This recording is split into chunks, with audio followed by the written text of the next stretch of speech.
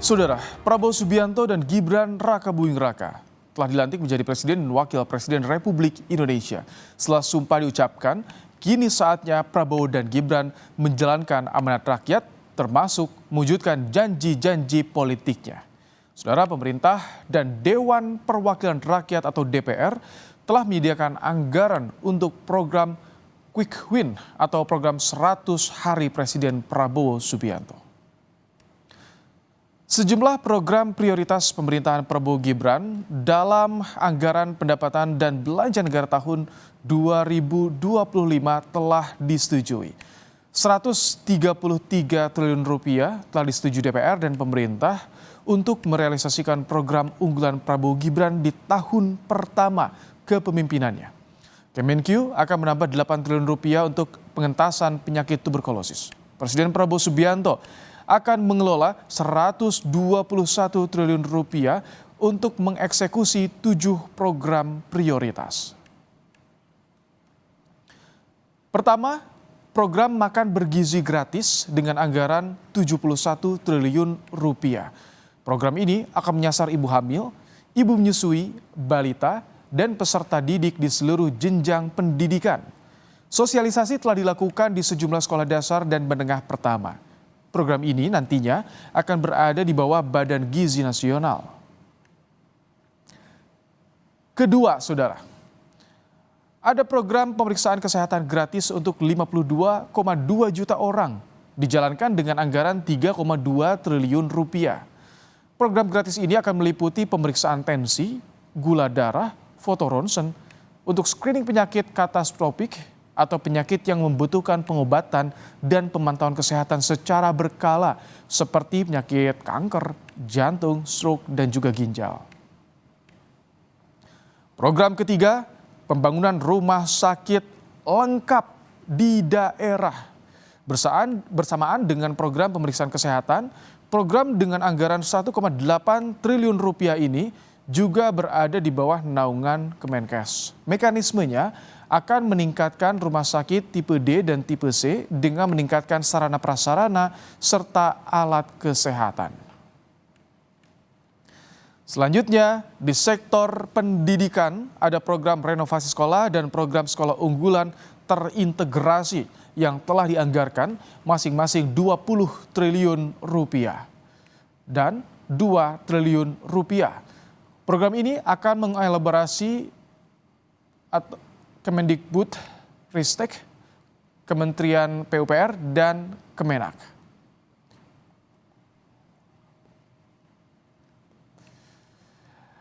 Dan di sektor ketahanan pangan ada program Lumbung Pangan Nasional, Daerah, dan Desa dengan total anggaran 15 triliun rupiah yang dibagi melalui penyaluran di pos Kementerian PUPR senilai 7,5 triliun dan Kementerian Pertanian 7,5 triliun.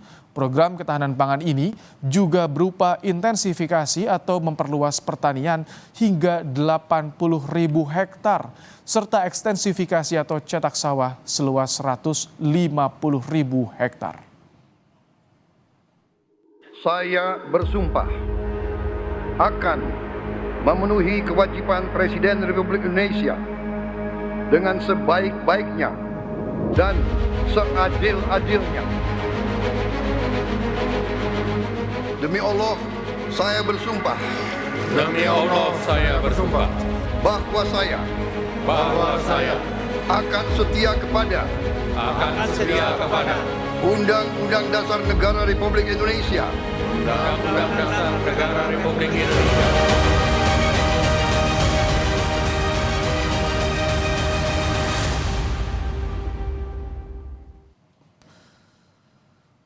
Presiden Prabowo Subianto melantik jajaran Menteri Kabinet Merah Putih di Istana Negara, Jakarta pada Senin pagi.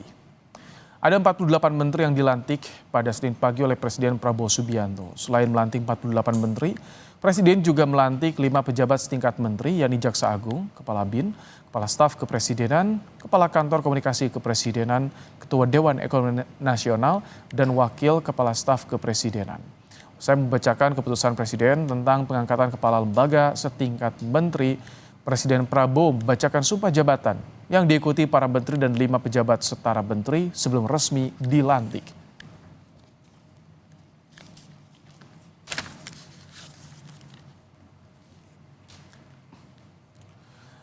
Usai melantik para Menteri Kabinet Merah Putih, Presiden Prabowo melantik total 56 anggota Wakil Menteri dan Wakil Kepala Badan pada Senin sore di Istana Negara.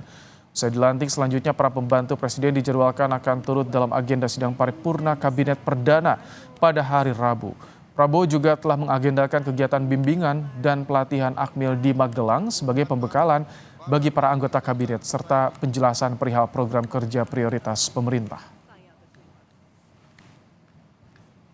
Selanjutnya, saya ulangi, bagi saudara yang Beliau juga berpesan agar kami tentunya dengan Pak Menteri membuka peluang-peluang baru di luar negeri. Selama ini kan memang hanya beberapa sektor yang lebih diutamakan, pekerja migran domestik, lalu juga anak buah kapal, caregiver dan beberapa. Sementara potensi di luar itu masih lebih banyak yang bisa kita buka. Jadi ini salah satu arahan ke kami agar lebih banyak peluang lapangan kerja di luar negeri dibuka untuk pekerja migran kita.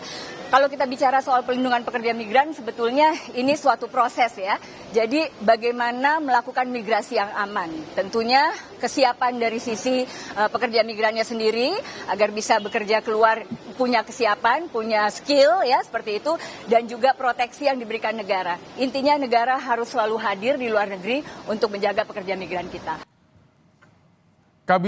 Presiden Prabowo Subianto resmi melantik 48 menteri dan 56 wakil menteri untuk mencapai target yang diantaranya disampaikan dalam pidato kenegaraan perdananya.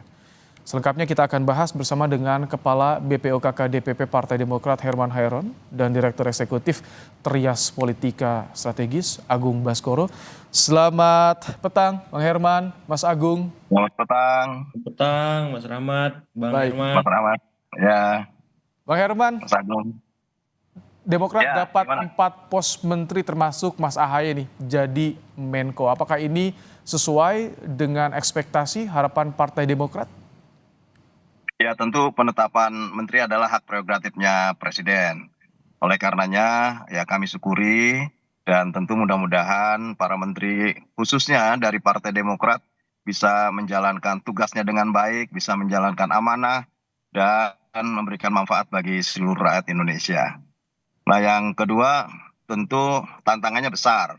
Ini yang harus dilalui dengan baik, dilalui dengan semangat dan sesuai dengan pidato yang disampaikan, pidato perdana di gedung MPR pada waktu pelantikan, bahwa Pak Prabowo akan melakukan akselerasi, percepatan terhadap beberapa bidang yang tentu ini akan menjadi tekanan. Selain kita juga harus melihat bahwa Pak Prabowo sebagai presiden memiliki program Astacita, di mana ada 8 program prioritas, kemudian ada 17 program utama, dan ada program quick win yang harus dicapai dalam waktu dekat. Ini yang tentu harus dicapai dan saya kira Pak Prabowo akan menyolidkan dulu mungkin di awal, dan selebihnya bagaimana percepatan itu dilakukan sehingga betul-betul target-target yang ingin dicapai ini bisa terrealisasi gitu. Ini harapannya tinggi, target yang dicapai sangat tinggi sekali yang harus dicapai. Ini kalau misalkan tantangan dari Menko Ahaye, bagaimana Bang Herman? Saya yakin ya Mas Ahaye bisa melewati berbagai tantangan itu. Memang tidak bisa dianggap sederhana dan mudah, tetapi saya yakin dengan etos kerja yang telah ditunjukkan sebelumnya ketika menjadi Menteri ATR BPN dan saat ini dipercayakan sebagai Menko Infrastruktur, tentu akan menyesuaikan kepada bidang yang akan digarap. Bahkan sekarang ATR BPN pun di bawah koordinasi Mas Ahaye. Dan saya yakin bahwa dalam konteks melanjutkan infrastruktur ke depan, ini kan banyak aspek yang memang segera harus menjadi skala prioritas.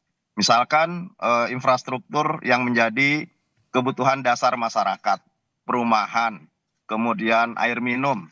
Dan kalau melihat kepada prioritasnya, jelas bahwa apa yang disampaikan dalam pidato perdana Pak Prabowo itu jelas. Bahwa pertama yang harus dicapai adalah kedaulatan pangan misalnya. Ini akan mendapatkan titik berat yang luar biasa, dan bahkan tadi di dalam proyeksi anggaran 2025 yang telah disepakati bersama dengan DPR pada waktu penetapan di tahun anggaran 2024, tentu sudah dicantumkan juga mengenai anggaran kolaborasi antara Kementerian Pertanian dan Kementerian Pekerjaan Umum. Jadi sudah ada untuk bisa landasannya, mencapai sudah ada, kedaulatan. sudah siap ya sistemnya, anggaran sudah disetujui. Mas Agung, dengan Ya. kemarin target yang dicanangkan oleh Presiden Prabowo Subianto dilantik hari ini para pembantunya, bagaimana Anda melihatnya? Ya, saya sejauh ini optimis ya Mas ya, karena nggak tahu media luar biasa exposenya dalam beberapa hal kita on air sehari itu harus mengikuti agenda yang luar biasa padat ya, mulai dari pemanggilan, pembekalan, pelantikan presiden, lanjut lagi pengumuman menteri, lanjut lagi wakil menteri, Maraton. pelantikan. Nanti bootcamp lagi di Tidar Magelang. Saya kira alur ini luar biasa ya. Jadi ada semangat yang ditebarkan oleh Presiden terpilih kita yang ke-8 Pak Prabowo agar timnya semakin solid menjadi dream team, super team. Dan saya kira ini harus berujung pada kinerja kabinet yang outstanding ya, luar biasa. Karena pemimpinnya sudah demikian sangat menyiapkan sistemnya seperti itu. Jadi ini titik tekannya di para menteri, para wakil menteri, dan kepala badan agar bisa menunjukkan kinerja yang optimal. Apalagi tadi ada program quick win ya, percepatan di beberapa bidang, kesehatan, pendidikan, kemudian soal pangan ya. Saya kira itu program yang diingat selalu publik, utamanya misalkan makan bergizi gratis. Itu realisasinya seperti apa nanti dalam waktu dekat, minimal ya adalah pilot project di beberapa tempat yang berjalan setiap hari, dan itu bisa memberikan sensasi konkret ke masyarakat bahwa setiap harinya negara hadir dalam hidup mereka lewat hal yang paling fundamental, makan. Nah, saya kira itu penting dan utama untuk Mas Agung, diwujudkan seperti ini itu. yang juga disorot, surprise Luhut Binsar Panjaitan ditunjuk sebagai Ketua Dewan Ekonomi Nasional. Bagaimana Anda melihat proyeksi target tentu yang dibebankan pada Luhut Ya, ini? kalau Pak Luhut, saya sih tadinya mikirnya Watimpres, Mas Rahmat ya. Tapi ketika geser ke Dewan Ekonomi Nasional juga ya mirip-mirip lah sama Watimpres ya. Apalagi tupoksi Pak Luhut kemarin di Kementerian Marves juga nggak jauh beda dengan tugas yang sekarang seperti itu. Karena beliau tahu betul ya bagaimana istilahnya hulu hilirnya ekonomi kita. Karena kemarin juga diberi banyak mandat dan tugas ya di luar Menko Marves, baik sebagai ketua Satgas ini itu, ketua pengendali ini itu ya. Bahkan ada banyak tugas-tugas tambahan yang itu kaitannya dengan ekonomi kita. Dan saya kira penunjukan Pak Luhut sedikit banyak melanjutkan apa yang sudah dilaksanakan di masa Presiden Jokowi supaya apa cerita baik ya, success story misalkan dalam konteks penanganan pandemi resesi yang seimbang itu bisa juga mengoptimalkan kemungkinan ataupun peluang-peluang ekonomi yang memang bisa mengakselerasi 8% pertumbuhan ekonomi kita. Oke. Jadi dengan hadirnya Pak Luhut saya kira sedikit banyak bisa memberikan ya ketenangan kepada pasar ya Mas, selain tim ekonomi yang dibawa oleh Pak Prabowo seperti itu. Oke, kemarin ketika mendengarkan pidato dari Prabowo Subianto, publik berharap tinggi, ada ekspektasi yang tinggi yang disematkan pada pembantunya nih, Bang Herman. Apakah ada arahan dari Prabowo Subianto kepada 4 kader Demokrat ini yang didapuk jadi pembantu presiden, bagaimana bisa memenuhi ekspektasi publik yang begitu tinggi pada mereka? Ya tentu pada waktu dipanggil awal juga ada yang disampaikan tentang tanggung jawab, dan kemudian juga pada waktu diundang kembali sebelum penetapan, dan kan besok akan ada pembekalan di Magelang gitu ya. Dan pada waktu dipanggil di Hambalang juga itu kan dititik beratkan bahwa persoalan pembangunan nasional juga ini tak terlepas dari situasi kawasan. Ada situasi global juga yang harus diwaspadai. Artinya Pak Prabowo pasti sudah mempelajari seluruh cara dan strategi untuk bisa mendongkrak pertumbuhan, karena bagaimanapun target pertumbuhan ini kan cukup tinggi ya. Sehingga juga pohon fiskalnya harus dari mana ini, supaya bisa menopang terhadap pertumbuhan ekonomi yang pada akhirnya bisa membiayai secara cukup untuk program-program Dan disinggung yang juga skala Bang Herman prioritas. soal kebocoran anggaran, ini disinggung oleh Prabowo. Anti korupsi komitmennya juga ditunggu. Ini ada juga fakta integritas soal ini. Ya, saya kira kalau ini memang tidak main-main ya Pak Prabowo. Dan kader-kader utama partai pun seperti saya ikut eksekutif course misalkan di Kementerian Pertahanan sebelumnya, itu pun ditekankan bahwa sesungguhnya korupsi ini jangan sampai menjadi budaya, korupsi itu jangan menjadi biasa-biasa saja. Oleh karenanya pemberantasan korupsi harus dimulai dari atas kemudian sampai kemudian bawah memang mengikuti terhadap pola yang ingin dicapai oleh Pak Prabowo, di mana anggaran negara ini harus betul-betul terpakai untuk rakyat gitu. Oke.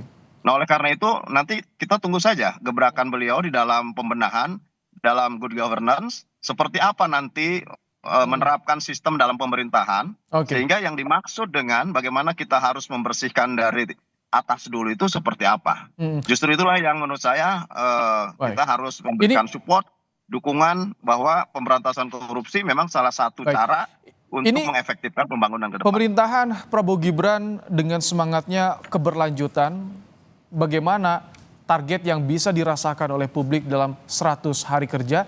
Nanti kita akan bahas usai jeda. Bang Herman, Mas Agung, tetap bersama kami di Kompas Petang, saudara. Saya bersumpah akan memenuhi kewajiban Presiden Republik Indonesia dengan sebaik-baiknya dan seadil-adilnya.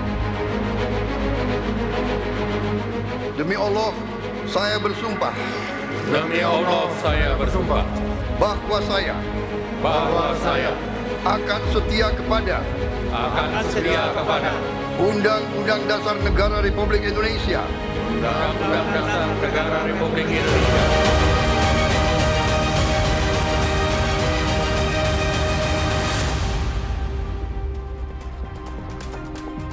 Menteri dan Wakil Menteri Kabinet Merah Putih pemerintahan Prabowo Subianto Gibran Raka Buming Raka telah dilantik hari ini, saudara.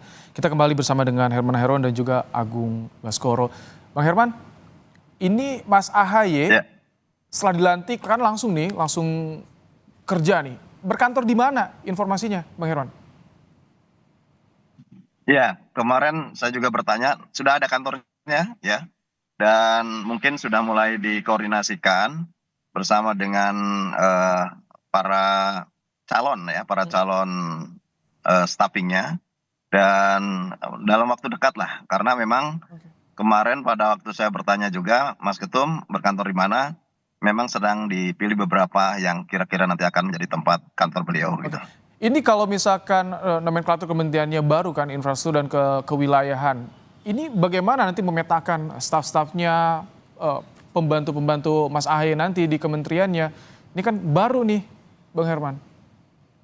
Ya, menurut saya ini bukan pertama kali ya dalam sebuah pemerintahan ada portofolio baru yang tentu harus ada kantor baru, harus ada struktur baru, dan kemudian harus ada pembiayaan. Bahkan kalau kita mau narik ke belakang, ketika kami membahas anggaran di DPR di periode yang lalu, itu kan sudah mulai dipersiapkan tim transisi dari Pak Prabowo. Artinya tim transisi untuk menyesuaikan dari sisi alokasi penganggaran. Bahkan ada di alokasi dana cadangan BUN misalkan untuk sektor-sektor tertentu gitu ya.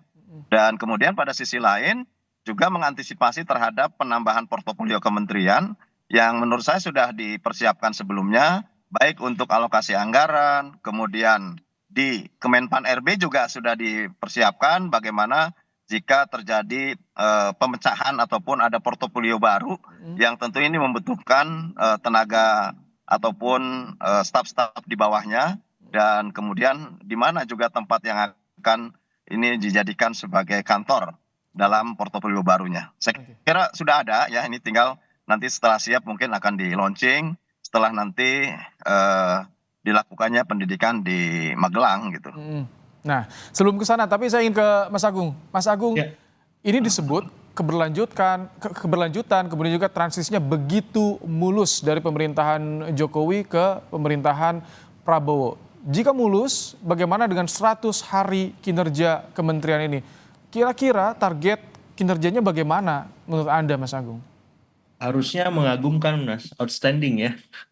Jadi publik tepuk tangan meriah, riuh ketika para menteri ini turun ke bawah, ketika Pak Prabowo pidato. Karena apa? Karena semuanya berjalan dengan lancar ya, mulus sekali, bukan hanya mulus gitu. Di parlemen ya kita lihat bagaimana antara PDIP dengan Koalisi Indonesia Maju Plus juga harmonis, mesra seperti itu di legislatif. Kemudian di eksekutif ada tim sinkronisasi yang mengawal betul proses transisi kita, sehingga beberapa menteri yang sudah ditunjuk wakil menteri itu memang kelanjutan dari Pak Jokowi ya. Jadi semuanya punya prasyarat untuk memberikan performa yang baik, yang tinggi, apalagi Pak Prabowo punya kepemimpinan yang kuat.